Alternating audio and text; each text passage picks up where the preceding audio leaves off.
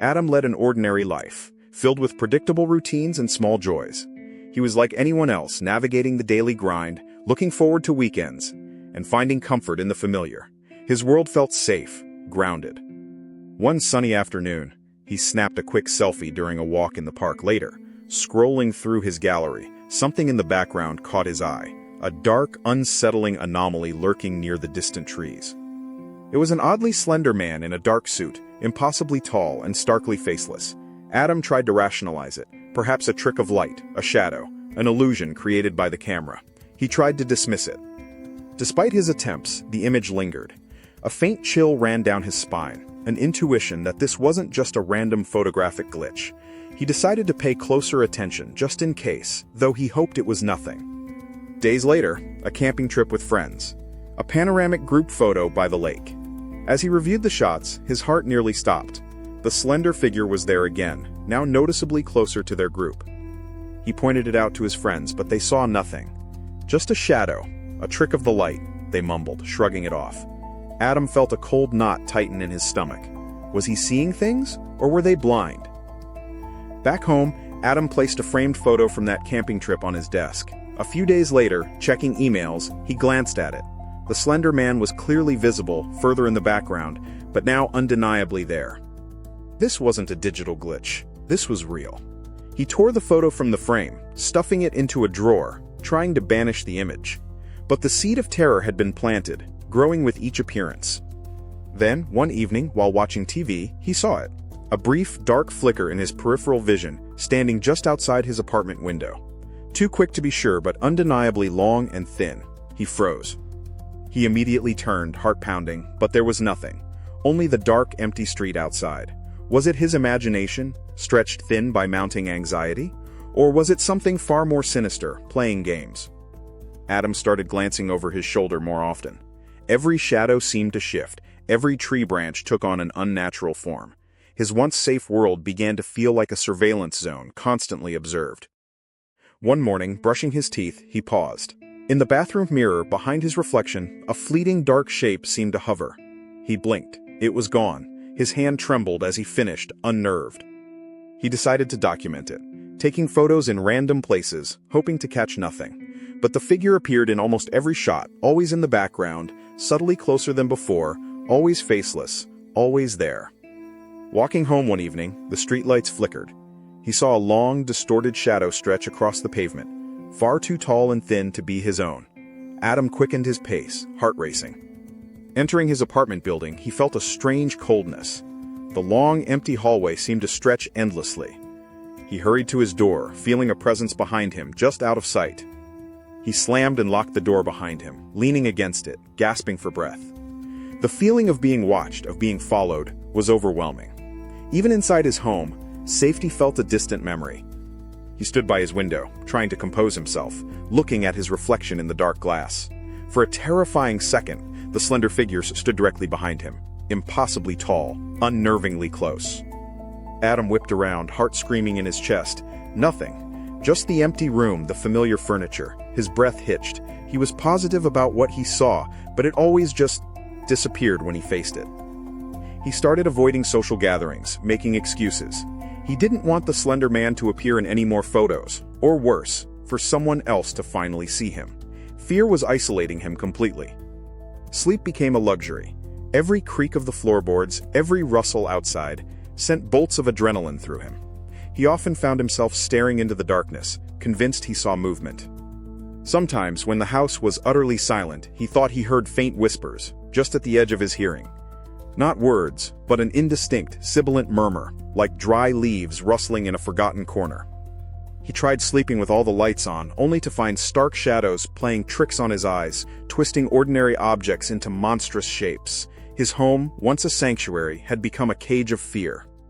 Trying to regain some normalcy, Adam went to the park. He saw an old couple on a bench, looking peaceful. He took a stealthy photo, hoping to capture a moment without it. He was wrong. The figure was now undeniably present in every photo, in every reflection, in his mind. It wasn't just a background anomaly anymore. It was a conscious, constant companion, a silent stalker. Desperate, Adam sought help. He visited a doctor, trying to explain his terrifying ordeal. He stammered, unsure how to articulate the faceless entity, the omnipresent shadow that haunted his waking hours.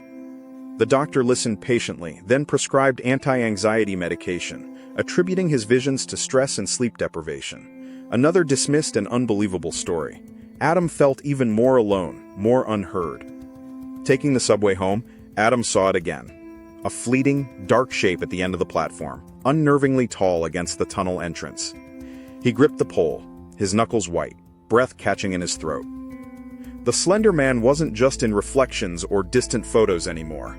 Adam started to glimpse him in crowds, a dark, impossibly tall figure standing perfectly still amidst the bustling movement, always just out of direct view.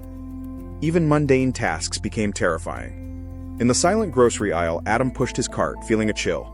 He looked up, and at the very end of the long aisle stood the faceless man, observing him. Adam dropped his groceries, spilling them across the floor. He blinked, rubbing his eyes, then looked again. The aisle was empty. The figure had vanished, leaving only his own scattered panic. He felt its gaze constantly.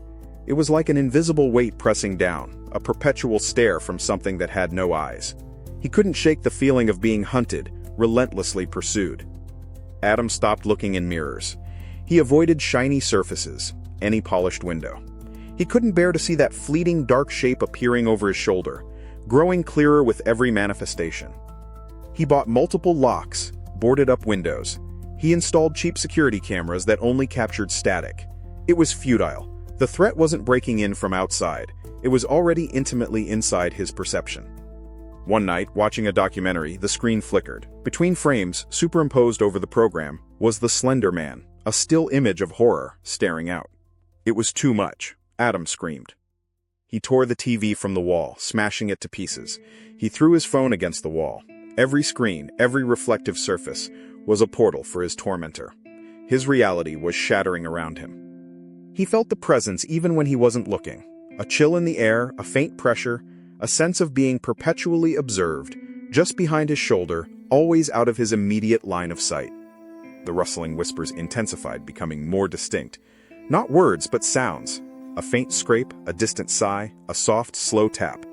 He covered his ears, but the sounds seemed to come from inside his head. His apartment was no longer a refuge, but a haunting ground.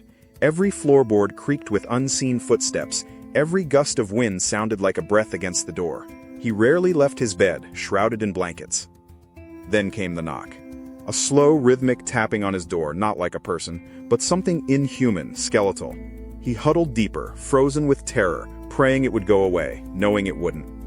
He could feel its breath now, a cold, stagnant air that permeated his room, carrying a faint scent of old dust and dry, dead leaves. It surrounded him, an invisible shroud, a chilling embrace. He was sitting silently in his living room when he saw it. The closet door, which he swore was closed, was now ajar. In the sliver of darkness, something impossibly tall seemed to shift, just for a moment. He didn't move, couldn't breathe. The dark sliver widened imperceptibly. A deeper shadow detached itself, growing taller, slenderer. The familiar, faceless silhouette emerged, finally within his direct line of sight. No sound, no movement, just a silent, chilling presence. The Slender Man took a step forward, then another, effortlessly crossing the room towards Adam. His long, dark form seemed to absorb all light. Adam scrambled to his feet, a desperate cry caught in his throat. He lunged for the front door, fumbling with the locks, his fingers numb with adrenaline. He had to escape, no matter the cost. Before he could unlatch the final lock, a cold, impossibly long hand rested on his shoulder. It felt like dry bone and static electricity. Adam froze, every nerve ending screaming in silent agony. He couldn't scream. No sound escaped his throat, only a dry, rasping gasp. The touch was agonizing, a profound cold that seeped into his very bones, stealing his warmth, his life, his will. The room plunged into an even deeper, oppressive darkness. The streetlights outside seemed to dim, the sounds of the city faded away. Only the profound, cold silence of the Slender Man remained. Adam's vibrant memories began to fray at the edges. Faces of friends, family, once clear, became indistinct. His own name felt alien, a word without meaning. He was unraveling, piece by agonizing piece. Weeks turned into a timeless void. He barely ate, barely moved. His world shrank to the confines of his darkening mind, the persistent presence of his silent tormentor, and the crushing weight of utter despair. He fumbled for the only remaining device, a small, battered digital camera he'd tried to hide. With trembling hands, he aimed it at his reflection in a dark window, pressing the shutter one last time. The flash illuminated the scene. On the small screen, his reflection was there, but horribly distorted, and directly behind him, impossibly tall, the faceless man filled the entire frame, undeniably physically present. The camera fell from his grasp, clattering to the floor.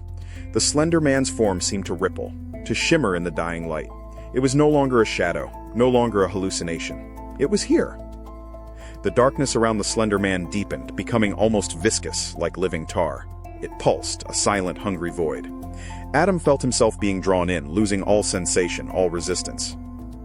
The oddly long fingers, devoid of warmth or life, closed around his arm.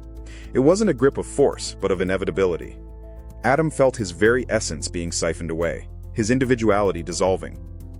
His body went limp, a hollow vessel, the bright spark that was Adam. His personality, his memories, his fears, all extinguished, absorbed into the abyssal void of the Slender Man's presence. Only stillness remained. The apartment, once a place of fear, was now utterly silent, utterly empty. No sound, no movement, just a profound, unsettling void where a life once thrived. The lingering chill was the only witness.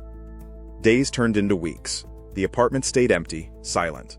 Then one sunny afternoon, a new tenant arrived, optimistic, eager to start fresh. Little did they know the history residing within the walls. Excited, the new tenant took a selfie in her bright, newly decorated living room. A fresh start captured. Unbeknownst to her, a familiar shape lingered at the edge of the frame, patiently waiting for its turn. The cycle had begun anew. The silent, faceless entity had found its next target, its next plaything. Patient, endless, it would resume its relentless game, weaving itself into another life's fabric. For some, it's just a creepy urban legend. For others, it's the chilling realization that some shadows aren't just shadows. They are constants, observers, always there, just beyond perception's grasp. Next time you take a picture or glance over your shoulder, take a closer look at the background. Are you truly alone?